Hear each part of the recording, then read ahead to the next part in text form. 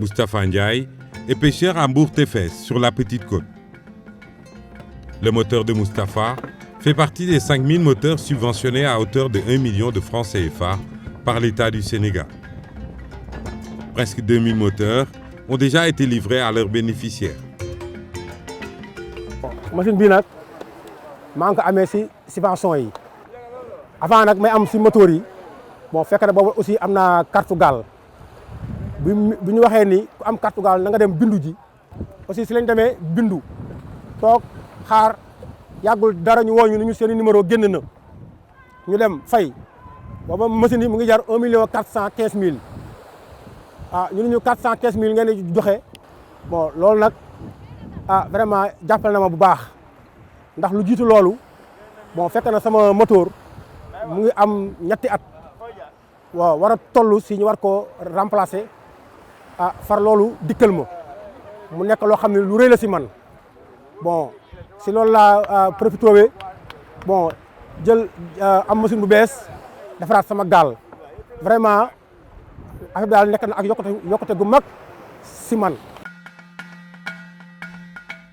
Comme pour tous les consommateurs sénégalais, la baisse du coût du carburant est également une bonne nouvelle pour les pêcheurs. Essence bi soroon na lool métti trop jafe ñoon lool si mool yi bu ñu ko subventionné ba 497 vraiment loolu mool yëpp dañ see kontaan yëg si seen bopp mu feeñaat si seen liggéey amaat si ñoom ak yokkute tokor bi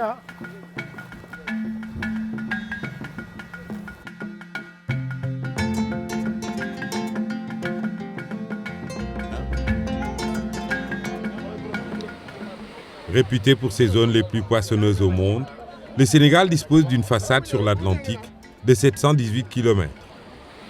Le pays recèle par ailleurs un réseau hydrographique dense comprenant le fleuve Sénégal, le fleuve Gambie, le fleuve Casamance, le Sine et le Salou.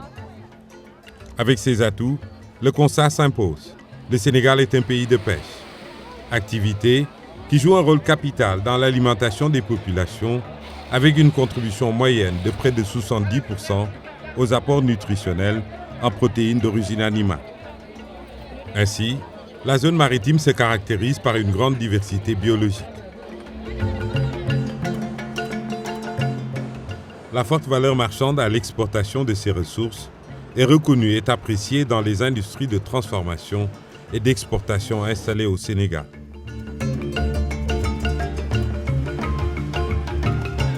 En 2016, 192 000 tonnes de produits halieutiques ont été exportés pour une valeur de plus de 204 milliards de francs CFA.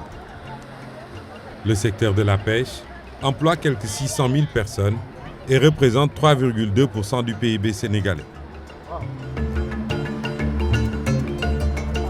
Toutefois, l'exploitation de la ressource reste assujettie à l'obtention d'un permis de pêche et obéit en outre au respect du nouveau code de la pêche adopté en juillet 2015.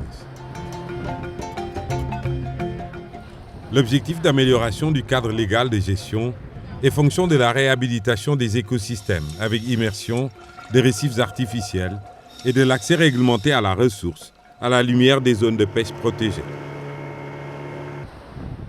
Un plan d'aménagement des pêcheries du Sénégal est conçu le long du littoral et l'acquisition de barques de surveillance et de matériel de navigation devrait rendre la surveillance participative. Il faut rappeler que 2 mois seulement après son accession au pouvoir, le président Macky Sall a posé un acte majeur en direction de la préservation de la ressource.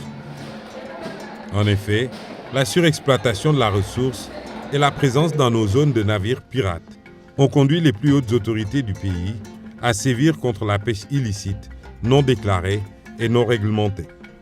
En délimitant les zones de capture pour les chalutiers, en réduisant drastiquement les licences pour la pêche sous-marine et en accroissant les moyens de lutte contre la piraterie. Au nombre des réalisations majeures du secteur, l'on peut noter la construction de fermes aquacoles et pondeuses, ainsi que des quincailleries maritimes. Des actions qui s'inscrivent dans la stratégie de reconversion de certains pêcheurs dans d'autres activités génératrices de revenus.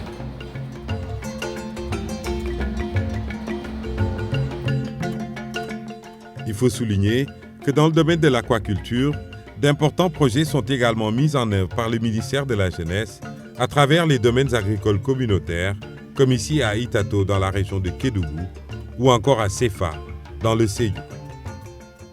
Quand vous sortez fraîchement d'une école de formation, donc vous ne maîtrisez pas certaines réalités du terrain.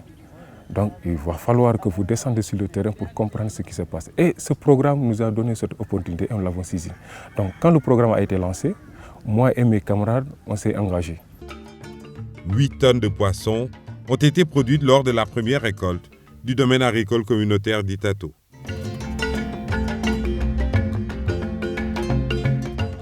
Parallèlement, la modernisation des infrastructures de pêche se poursuit. Ngaparou, Pointe-Sarène, Yoff et Potou possèdent des quais de pêche modernes en attendant la livraison de ceux de Soumbédioune et Goudon. Fass-Boye et Goroumbach disposent d'une aire de transformation. Bargny, Mbao, Rufisque, Kafountine et Thiaroye en seront bientôt dotés pour soutenir les femmes très actives dans le secteur de la pêche et dans celui de la transformation artisanale en particulier. 2000 clés de séchage ont été distribuées aux femmes transformatrices pour appuyer et redynamiser la pêche artisanale.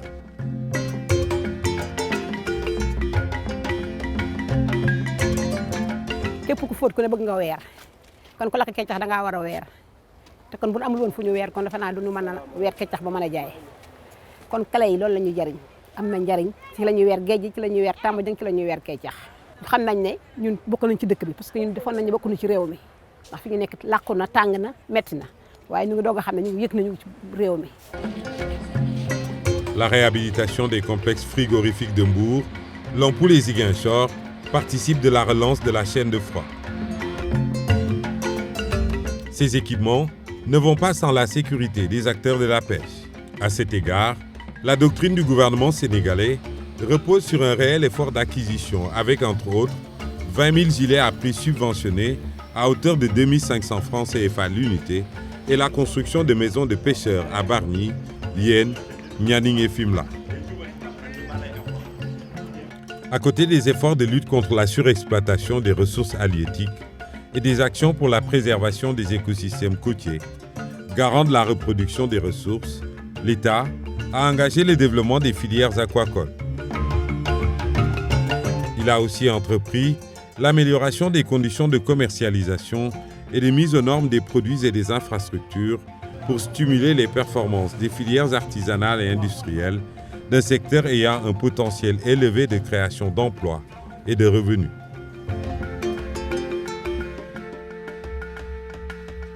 Le secteur de la pêche poursuit son entreprise de modernisation. Plusieurs chantiers sont de ce fait lancés pour redorer le blason d'une activité lucrative. Elle a néanmoins besoin de rationalisation pour booster la filière et sauvegarder une ressource très convoitée.